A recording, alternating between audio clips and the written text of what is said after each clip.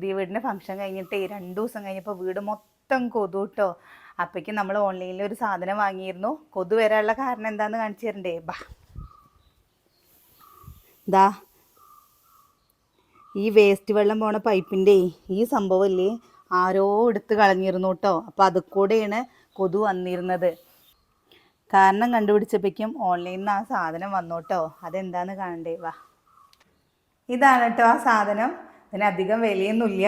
പക്ഷേ കൊതുകുതിരിയുടെ പൈസയേ ഉള്ളൂ.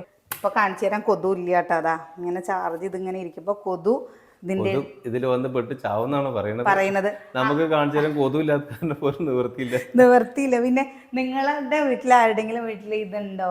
ഇത് നല്ലതാണോ? ഒന്ന് നമുക്ക് ഒരു കൊതുവിനെ പിടിക്കാതെ പറ്റിയില്ല. അപ്പൊ ആരെങ്കിലും വീട്ടിൽ ഇത് ഉപയോഗിക്കുന്നുണ്ടെങ്കിൽ ഇതിന് ഗുണമുള്ളതാണെങ്കിൽ എല്ലാവർക്കും ഉപകാരപ്പെടും. ഒന്ന് പറഞ്ഞു തരുമുണ്ടോ അല്ലേ?